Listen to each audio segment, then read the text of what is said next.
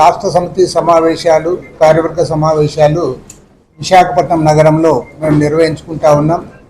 మరి ఇవాళ దేశవ్యాప్తంగా ఉన్న రాజకీయ పరిస్థితులు, రాష్ట్రంలో నెలకొన్న రాజకీయ పరిస్థితులను కూడా ఈ సమావేశంలో చర్చించుకోబోతా ఉన్నాం.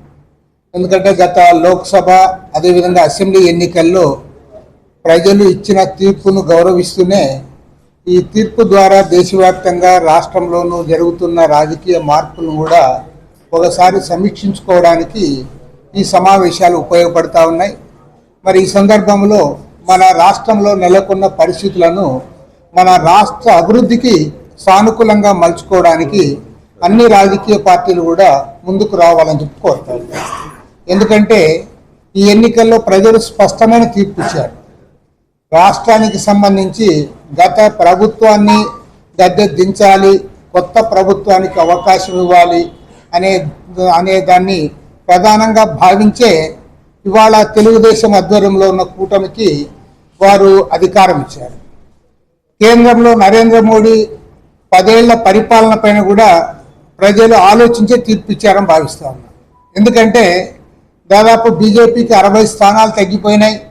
ఇవాళ స్పష్టంగా తెలుగుదేశం పార్టీ పైన, జేడీయూ పైన, అదేవిధంగా లోక్ జనశక్తి పార్టీ లాంటి చిన్న పార్టీల పైన ఆధారపడి కేంద్రంలో ఇవాళ మోడీ ప్రభుత్వం అధికారంలోకి వచ్చింది.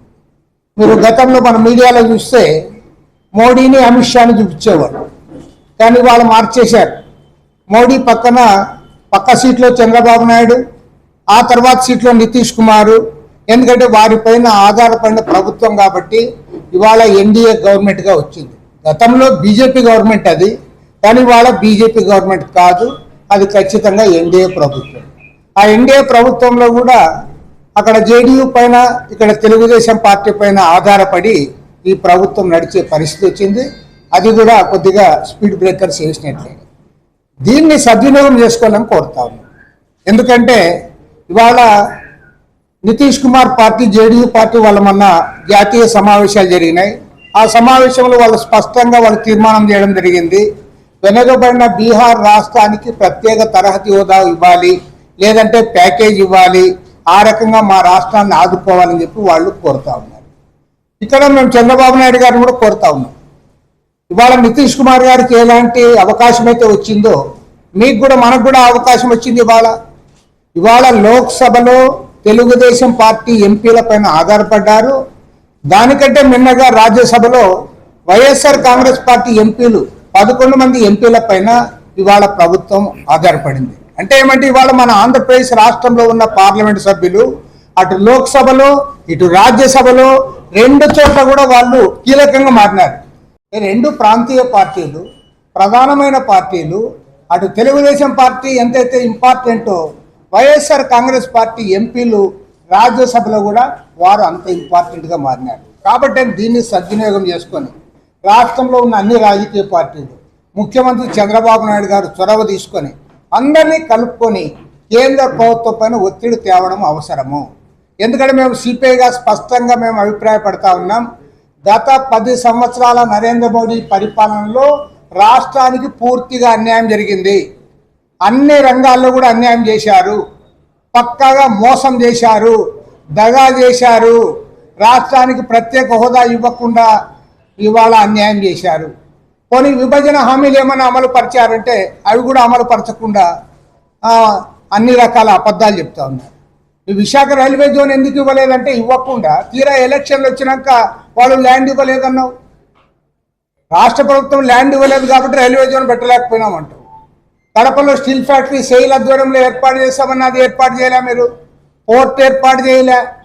వెనుకబడిన ప్రాంతాలకు నిధులు ఇవ్వాలా. ఇటు ఉత్తరాంధ్రకు అటు రాయలసీమకు ఏవైతే నిధులు ఇస్తామన్నారో ఆ నిధులు సక్రమంగా ఇవ్వాలా.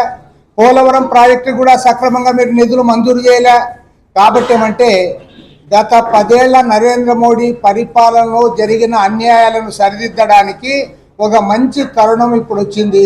ఈ అవకాశాన్ని ముఖ్యమంత్రి చంద్రబాబు నాయుడు గారు సద్వినియోగం చేసుకోవాలని మేము రిక్వెస్ట్ చేస్తూ ఉన్నాం. గందరగోళ పరిస్థితులు కనపడతా ఉన్నాయి. గందరగోళం అన్నిట్లో కూడా గందరగోళం. ఈ గందరగోళ పరిస్థితుల నుంచి బయటపడాలి. ఈరోజు శాండ్ విషయంలో కానీ, లిక్కర్ విషయంలో కానీ ఇవన్నీ కూడా కుంభకోణాలు జరిగినాయి అన్నారు. చాలా సంతోషం. వాటన్నిటిపైన ఎంక్వైరీ చేయండి. ఎవరైతే దాంట్లో ఇన్వాల్వ్ అయినారో వాళ్ళపైన మీరు చర్యలు చేపట్టండి. కానీ దానికంటే ముఖ్యంగా చెప్తా ఉన్నా, ఇవాళ గత 5 ఏళ్ల కాలంలో ఈ ప్రభుత్వము కేంద్ర ప్రభుత్వంతో కుమ్మక్కై అమిత్ షా యొక్క ఆదేశాలతో వాళ్ళ యొక్క లాలూచితో రాష్ట్రాన్ని అదానికి దోచిపెట్టారు. ఇది అందరికీ తెలుసు.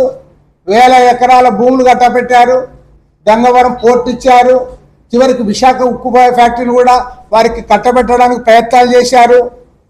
మరి ఆ రోజు ప్రతిపక్షంలో ఉన్నప్పుడు తెలుగుదేశం పార్టీ కూడా మేము ఏదైతే మాట్లాడామో అదే వాళ్ళు మాట్లాడారు. కాబట్టి వారికి మేము విజ్ఞప్తి చేస్తా ఉన్నాం. గత 5 ఏళ్ల కాలంలో రాష్ట్రంలో అదానికి ఏవేవైతే ఆస్తులు కట్టబెట్టారో వాటన్నిటిపైన కూడా శ్వేతపత్రం విడుదల చేయాలని డిమాండ్ చేస్తా ఉన్నాం. ఖచ్చితంగా రాష్ట్రాన్ని దోచిపెట్టారు. భారతదేశంలో ఉన్న 29 రాష్ట్రాల్లో ఏ రాష్ట్రంలో కూడా లేనట్లుగా ఆంధ్రప్రదేశ్ రాష్ట్రంలో అదానికి ఆస్తులని కూడా దోచిపెట్టారు. వాటిపైన సమగ్రమైన విచారణ జరిపించాలి. ప్రభుత్వం శ్వేతపత్రం విడుదల చేయాలి. ఇవాళ అధికారం వచ్చింది కాబట్టి మేము గతంలో ప్రతిపక్షంలో ఉన్నప్పుడు మాట్లాడాం, అధికారంలో ఉంది కాబట్టి మళ్ళీ మేము లాలూచి పడతామంటే ఇది సరైనది కాదు. ఖచ్చితంగా చంద్రబాబు నాయుడు గారి ప్రభుత్వము అదాని ఆస్తులపైన, ప్రత్యేకించి ఆంధ్ర రాష్ట్రంలో ప్రభుత్వాలు ఇచ్చిన రాయితీలపైన శ్వేతపత్రం విడుదల చేయాలని చెప్పి సిపిఐ తరఫున డిమాండ్ చేస్తూ ఉన్నాం. ఈరోజు మా కౌన్సిల్ సమావేశాల తర్వాత రాష్ట్రంలో ఉన్న సమస్యలపైన రేపు 11వ తేదీ నుంచి 15వ తేదీ వరకు జాతీయ కౌన్సిల్ సమావేశాలు, కార్యవర్గ సమావేశాలు ఢిల్లీలో జరగబోతూ ఉన్నాయి. అన్ని రాష్ట్రాల నుంచి కూడా ప్రతినిధులు అక్కడ హాజరవుతూ ఉన్నారు. ఆ సమావేశంలో జాతీయ స్థాయిలో ఇవాళ వామపక్షాల కర్తవ్యాలపైన, కమ్యూనిస్ట్ పార్టీ ముందుకు తీసుకోవాల్సిన అంశాలపైన అక్కడ చర్చ జరుగుతుంది. ఆ చర్చల అనంతరం 15 తర్వాత రాష్ట్ర వ్యాప్తంగా 26 జిల్లాల్లో కూడా పెద్ద ఎత్తున జనరల్ బాడీ సమావేశాలు నిర్వహించి యథాలాపంగా మళ్ళీ ప్రజా సమస్యలపైన పోరాటాలకు ముందుకు పోతాం. ప్రజలు కూడా సహకరించాలని కోరుతా ఉన్నాం. ఏ ప్రభుత్వం అధికారంలో ఉన్నా, రాష్ట్రంలో ఏ ప్రభుత్వం గద్దెనెక్కినా ఖచ్చితంగా ప్రజా పోరాటాలను నిర్వహించే పార్టీలు మాత్రం కమ్యూనిస్ట్ పార్టీలే. కాబట్టి కమ్యూనిస్ట్ పార్టీలు ఎన్నికల ఫలితాల్లో మాకు కొద్దిగా ఇబ్బందులు కలిగినా, కొద్దిగా నష్టాలు కష్టాలు వచ్చినా సరే మేము పోరాటాన్ని ఆపేది లేదు. ఖచ్చితంగా పోరాటాన్ని ముందుకు తీసుకుపోతాం. ప్రజలు కూడా ఇవాళ ఒక మంచి సానుకూలమైన అవకాశం వచ్చిందని ఆలోచించమని కోరుతా ఉన్నాం. ఎందుకంటే గత 10 ఏళ్లలో రాష్ట్రంలో నేను ఒకటి చెప్తా, ఒక్క భారతీయ జనతా పార్టీ తప్ప అన్ని రాజకీయ పార్టీలు, Janasena party, Telugu Desam party, YSR Congress party, CPI, CPM అన్ని పార్టీలు కూడా మన రాష్ట్రానికి జరిగిన అన్యాయం పైన ఏదో ఒక మోతాదులో అందరు కూడా మనం గొంతెత్తాం, పోరాటాలు చేశాం. అనేక సందర్భాల్లో రాష్ట్ర బంధులు కూడా చేశాం. అయినా ఆ ప్రభుత్వం దిగిరాల. కాబట్టి ఈ అంశాలపైన కథలు రావాలని కోరుతా ఉన్నాం. ప్రత్యేకించి విశాఖపట్నంలో ఈ విశాఖ ఉక్కు ఫ్యాక్టరీ ఆస్తులు అమ్ముతా ఉన్నారనే ప్రచారం పెద్ద ఎత్తున జరుగుతూ ఉంది. ఇది సరైనది కాదు. ఎందుకంటే ఇవాళ ఆ క్వార్టర్స్ అమ్ముతాం, లేదంటే చెన్నైలో ఉండే ఆస్తులు అమ్ముతాం, రాయబరేలీలో ఉండే అమ్ముతాం, హైదరాబాద్లో ప్రాపర్టీస్ అమ్ముతామని అంటే దీన్ని ఒకదాని తర్వాత ఒకటి ప్రైవేట్ పరం చేయడంలో భాగంగానే ఈ పని జరుగుతూ ఉంది.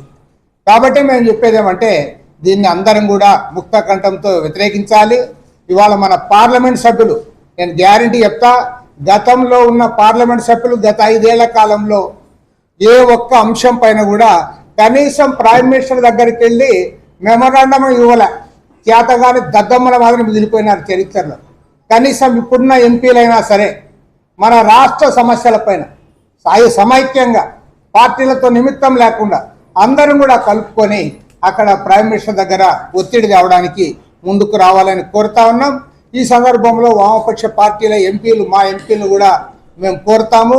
ఆంధ్ర రాష్ట్ర ఎంపీలు మన రాష్ట్ర సమస్యలపైన, కేంద్ర ప్రభుత్వం పైన, ప్రధానమంత్రికి ఒత్తిడి ఇచ్చే క్రమంలో మా వారి సహకారం కూడా ఉంటుందని మనవి చేస్తాము.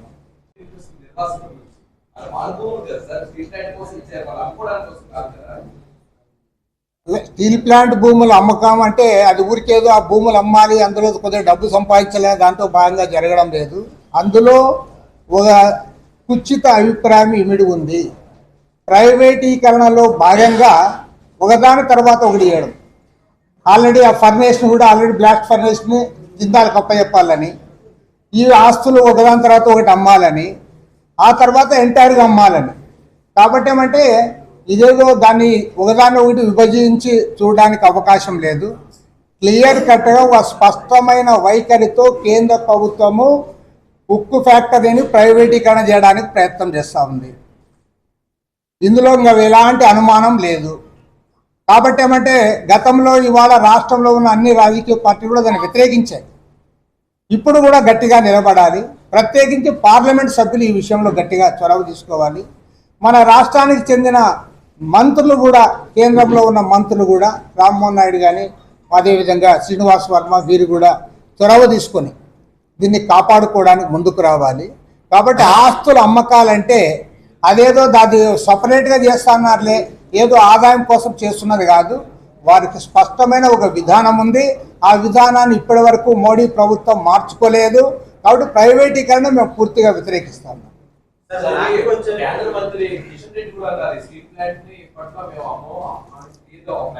లేదా వాళ్ళ ప్రకటన చేస్తున్నది ఒకటే కానీ వాళ్ళ పాలసీ మార్చుకోలేదు. పేపర్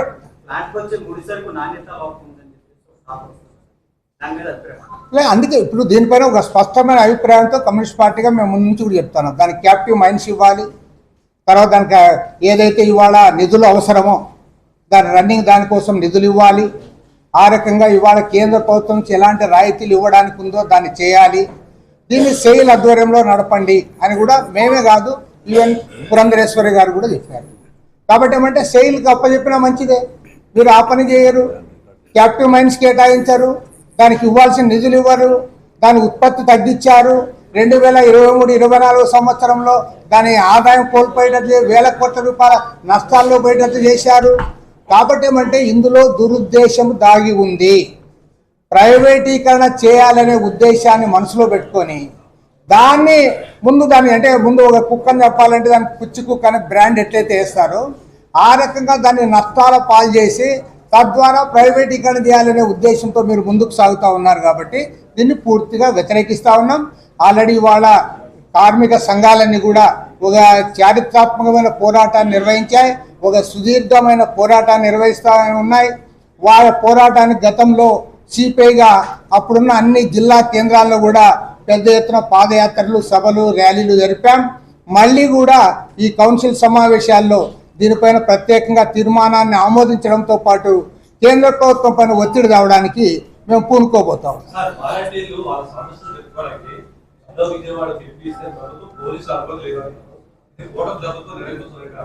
ఆ సమావేశాల్లో కూడా చర్చకు వచ్చింది. దానిపైన ఏమనేది మేము కూడా అది వైఖరి తీసుకున్న తర్వాత చెప్తాము. కానీ మేము ప్రభుత్వానికి చెప్పేది ఒకటే. నేను ఈరోజు పేపర్లో కూడా విషయం ఎక్కడ తిరువూరులో అనుకుంటా ఎమ్మెల్యేనే అది పడగొట్టే పోయినాడని. అది సరైనది కాదు.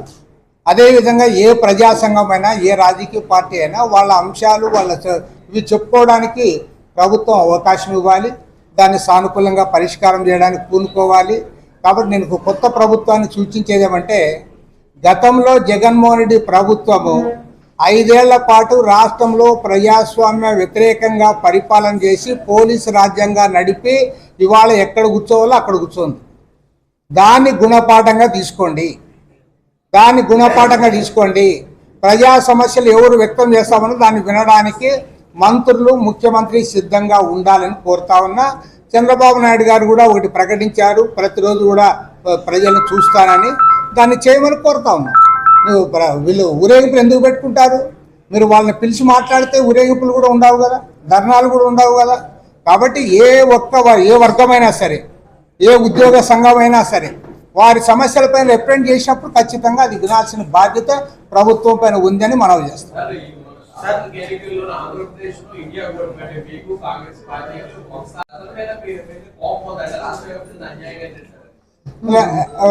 కమ్యూనిటీ అదే నిజమే, చాలా ముఖ్యమైన ప్రశ్న అడిగాడు మన రామకృష్ణ. మేము కూడా చర్చిస్తూ ఉన్నాము. నేను ఒకటి మాత్రం స్పష్టంగా చెప్పదలుచుకున్నాను. మొన్న జరిగిన అసెంబ్లీ ఎన్నికలు దేశ రాజకీయాల గురించి కానీ, మోడీ విధానాల గురించి కానీ, మన రాష్ట్ర రాజకీయాల్లో ఇదని కానీ ప్రధానంగా జరగలేదు. ప్రధానమైన సింగిల్ అజెండా ముందుకు వచ్చింది ఏమంటే జగన్మోహన్ రెడ్డి గారికి మళ్ళీ రెండవసారి అధికారం అప్పజెప్పాలనే ఓటర్లందరూ కూడా ఒకవైపు చేరారు. ఎట్టి పరిస్థితుల్లో ఇతను రెండోసారి అధికారం ఇవ్వకూడదు, రాష్ట్రం భ్రష్టు పట్టిపోతుంది, నాశనం అవుతుంది, అధోగతి పాలవుతుందనే ఓటర్లందరూ ఇంకో పక్క చేరారు. కాబట్టి ఏమంటే మా గురించి వాళ్ళు ఆలోచించే అవకాశం లేదు అక్కడ. కాంగ్రెస్ గురించి మాట్లాడే కూడా లేదు. ఎందుకంటే వాళ్ళు కనపడుతున్నది జగన్మోహన్ రెడ్డి ఉండాలన్నా వద్దా అని. జగన్మోహన్ రెడ్డి ఉండాలనుకునే వాళ్ళు 40% మంది అతనికి ఓట్లు వేశారు. జగన్మోహన్ రెడ్డి పోవాలనుకునే 60% మంది దానికి ప్రత్యామ్నాయంగా కనపడుతున్న తెలుగుదేశం కూటమికి వేశారు. తెలుగుదేశం ఒంటరిగా సరే అధికారంలోకి వచ్చి ఉండు మరి వారికి అధికారం అప్పచెప్పారు. కాబట్టి ఏమంటే మూడవదిగా మేమేదైతే కాంగ్రెస్ సిపిఎం మా ప్రచారము పెద్దగా ప్రజలు పట్టించుకోవాలి. దాని పర్యవసానంగానే ఇది జరిగింది. ఏం బ్రదర్?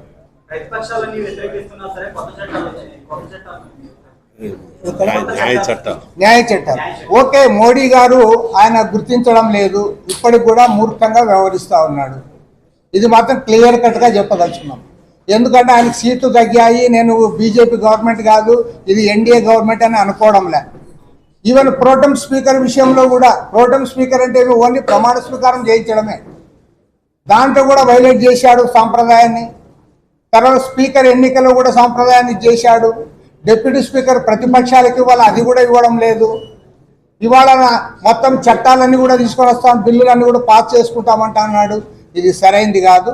సిపిఐగా మేము డిమాండ్ చేస్తూ ఉన్నాం, ఏవైతే కొత్త చట్టాలు తెస్తూ ఉన్నారో ఈ విషయంలో కూలంకషంగా చర్చ జరగాలి.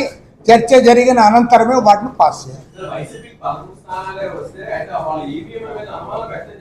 అన్ని పార్టీలు కూడా అనుమానాలు గతంలో వ్యక్తం చేసిన వాళ్ళే. తెలుగుదేశం పార్టీ చంద్రబాబు నాయుడు కూడా రాష్ట్రపతిని కలిశాడు. కాబట్టి దానిపైన ప్రత్యేకంగా చర్చ జరగాలి. ఎందుకంటే అభివృద్ధి చెందిన దేశాల్లో కూడా ఈవీఎంలు వాడడంలే, పేపర్ బ్యాలెట్ వాడుతున్నారు. కాబట్టి అదొక చర్చ. కాబట్టి దానిపైన అకాడమిక్గా చర్చ జరగాలి. ఒక ఆంధ్ర రాష్ట్రంలోనే కాదు, దేశవ్యాప్తంగా కూడా చర్చ జరగాలి. దేశవ్యాప్తంగా చర్చ జరిగి ఎన్నికల కమిషను వారే సుమోటోగా ఇనిషియేట్ చేసి చర్చించి ఒక నిర్ణయానికి వస్తే బాగుంటుంది. ఏదేమైనా సరే నేను గ్యారంటీ చెప్పగలను, ఇవాళ ఎన్నికల కమిషన్ నిర్వహిస్తున్న ఏదైతే ఎన్నికలు ఉన్నాయో రాబోయే రోజుల్లో ప్రజాస్వామ్యం పైన కూడా నమ్మకం పోతుంది. ఎందుకంటే మీరందరూ చూస్తూ ఉన్నారు, మన ఆంధ్ర రాష్ట్రంలో జరిగిన ఎన్నికల్లో ఒక్క ఆంధ్ర రాష్ట్రంలోనే 10,000 కోట్ల రూపాయలు ఖర్చు చేశాయి ప్రధానమైన పార్టీలు. 10,000 crores. ఇవాళ చట్టసభల్లో ఎమ్మెల్యేలు ఎంపీలు ఎవరవుతా ఉన్నారు? 100 కోట్ల రూపాయల ఆసాములు పోయి కూర్చుంటా ఉన్నారు. కాబట్టి ఎన్నికల కమిషన్ ఈ అంశాలన్నిటిపైన, ఒక్క ఈవీఎంల పైన కాదు, అన్ని అంశాలపైన కూడా చర్చ జరగాలి. ఎన్నిక ఎవడన్నా మేము మాలాంటి వాళ్ళు ఎవరైనా ఒక బ్యానర్లు 4-10 బ్యానర్లు కడితే అది ఎన్నికల కమిషన్ నిబంధనలు అతిక్రమిస్తారని పోలీసు వాళ్ళు వస్తారు, అందరూ వస్తారు. మరి 1,000 కోట్ల రూపాయలు డబ్బులు పంపిణీ చేస్తారంటే గాడులు కాస్తున్నారా? అదంతా కూడా పట్టపగలి అందరూ పంచుతూ ఉన్నారు. అరే ప్రతి ఒక్కరు పంచుతూ ఉన్నారు. చివరికి దురదృష్టం ఏమంటే పోలీస్ స్టేషన్లకు కూడా డబ్బులు తీసుకుంటా ఉన్నారు. ఎన్నికల ప్రిసైడింగ్ ఆఫీసర్లు ఉన్న వాళ్ళకు డబ్బులు ఇస్తూ ఉన్నారు. మరి ఇది ప్రజాస్వామ్యమా లేక ధనస్వామ్యమా? కాబట్టి వీటన్నిటిపైన కూడా చర్చ జరగాలి. కాబట్టి మీరు అన్నట్లుగా ఒక్క ఈవీఎంలు కాదు, మొత్తం ఎన్నికల వ్యవస్థ పైన, ఎన్నికల యొక్క నిర్వహణ పైన చర్చ జరగాలని చెప్పి రేపు మా జాతీయ సమితి సమావేశాల్లో కూడా ఈ అంశాన్ని మేము ప్రస్తావిస్తామని కూడా తెలియజేస్తాం.